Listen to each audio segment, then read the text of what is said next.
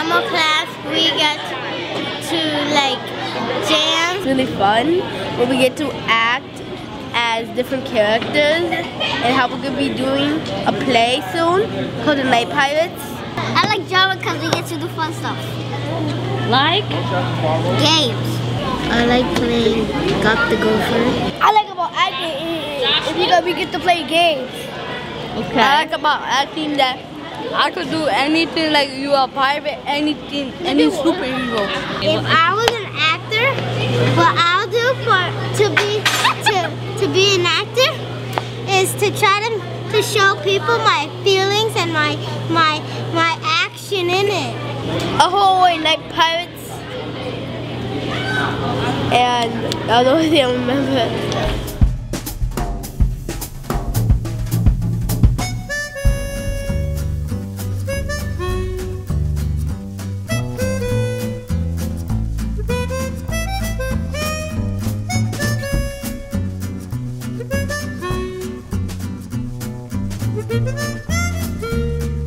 Thing about after school is that it's something that most kids have to engage in all across America, and yet it's really off the map in terms of who's creating curriculum, how students' time's being really used wisely, and so you've got some great after-school programs, and you've got some after-school programs where kids really aren't engaged at all.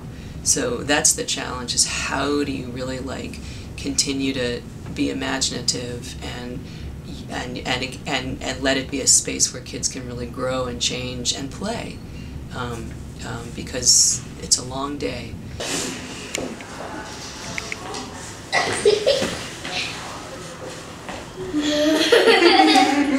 You have to have different strategies about how to improvisationally work with those students, and again, one of the ways that we developed at the I Had Chelsea program is that the Lang students are all acting with their I Had students, so they can step in and help. They can all play the same character, and keeping it again fun. Back, woo! Turn into a bat. You said, there you go. There you go. Bat. Hit the ball.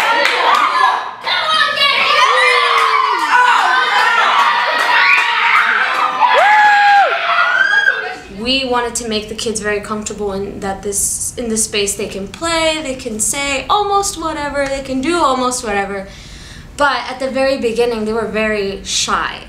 It helped when we stood up and we performed for them. And for us, it was like we both gained something, because for us, we got to, we knew that they would follow our example, so we couldn't be embarrassed, we couldn't hold back any energy, we let go, and they were super excited, and then they wanted to get up and they wanted to act, and we wanted to bring the message that theater is not this Hamlet, Shakespeare. It is that, but it's more. It's just playing, and for us, we forget to play.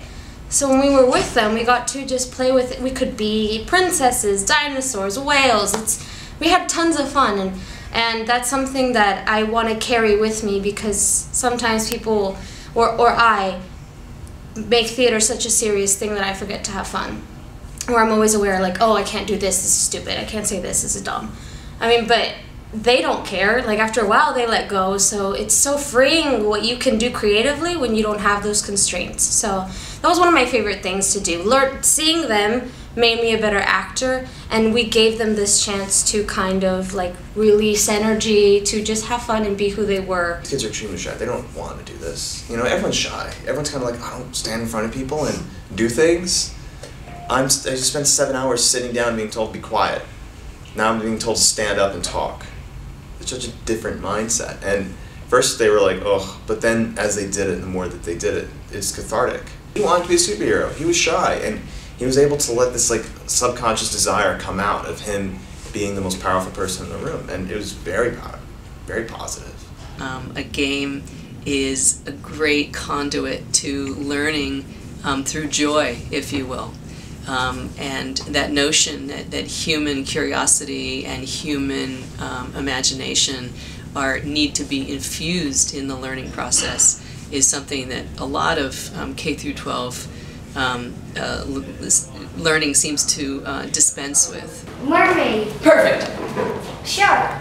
Fish. Important is that Lang students really have so much to offer, but it's also so great for them to get out of being a college student and actually cross the divide of generations and really spend some time with a first grader or a second grader. 10 of the Lang drama students are coming up early on Wednesdays to tutor, so they're creating other kinds of relationships with those students, and we just hope that over the next couple of years we have a chance to really be there every fall and contribute to that community. Well, the Lang students are having to step in to be leaders, but what's so exciting is watching their learning as much from their first, second, and third grade students as they are teaching, which is the way it should be, I think. But that idea of how do you navigate that challenging space of after school, where you've got young elementary school students who've been there, some of them since their breakfast program, who may be quite tired, but also need to be energized and to blow off steam and to be physical and run around and play and have fun.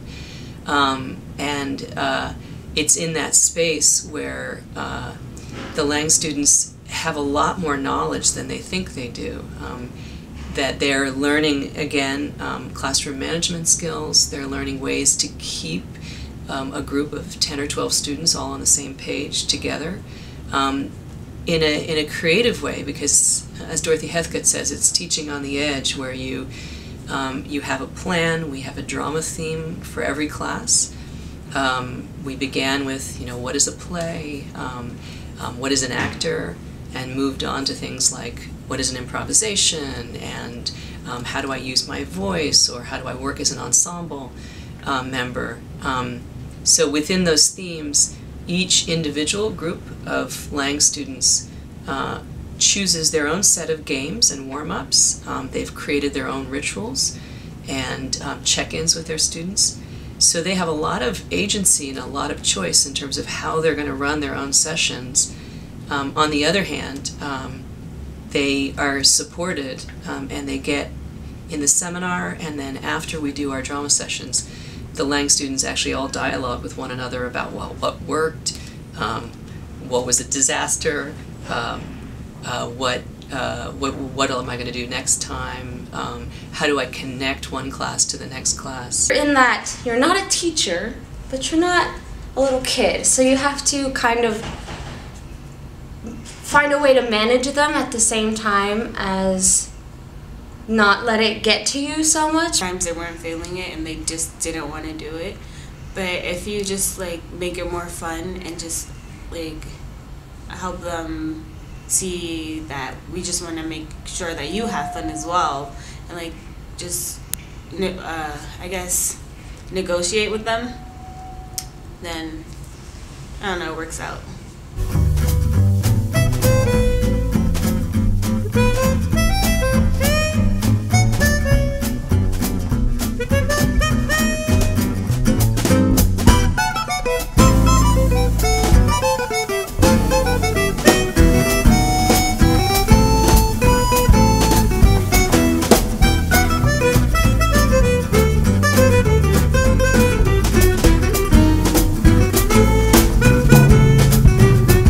Seminar component of the I Have a Dream theater program is really important because it allows students to critically reflect on the history, theory, and practice of theater and education.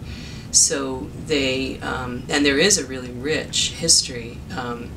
It's very connected to political agency as well. That space of education being a place where freedom and possibility is seated.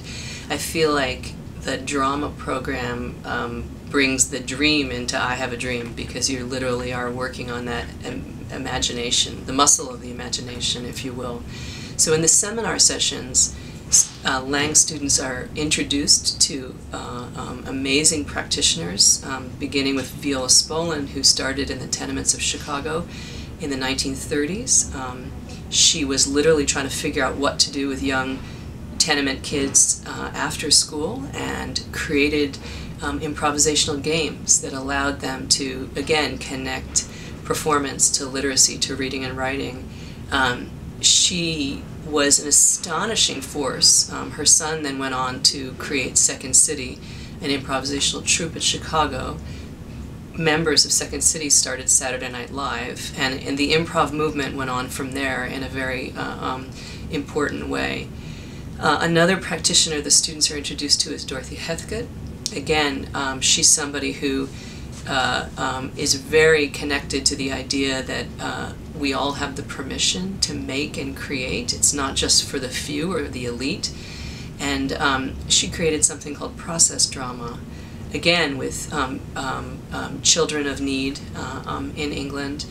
And its process drama is used in all great social studies curriculum now, because she's really using historical material, and then she allows the students in the class to then take the story themselves and create on their feet improvisationally, so they act out different stories. Improv isn't chess. You can't sit out and plan your move. It's ping pong. You got to get in there and play.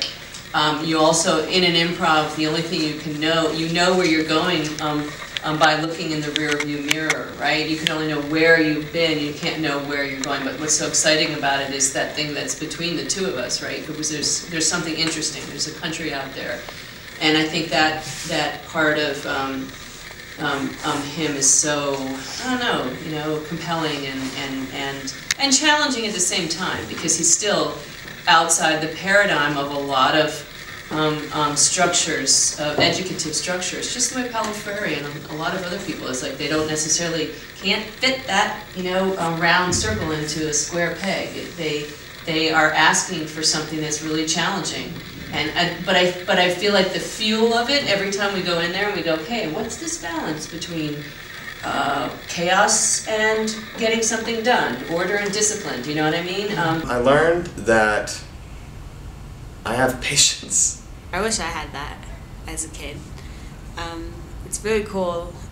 It gives these kids an opportunity to be able to go to college and have something to aspire to, and because they know that if I finish this program, then and if I put my all into it, then I'll be able to make something with my future. So that's pretty cool.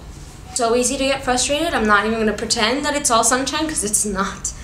But these are kids that really, God, they see you and they're like, hi, like they're super excited. You make their day better. And maybe I make someone's day better, but they never tell me. So for me to see that was really special. I think I'm going to go back next fall and see them. So the first graders are going to be second graders, which is pretty cool. And I hope they remember me.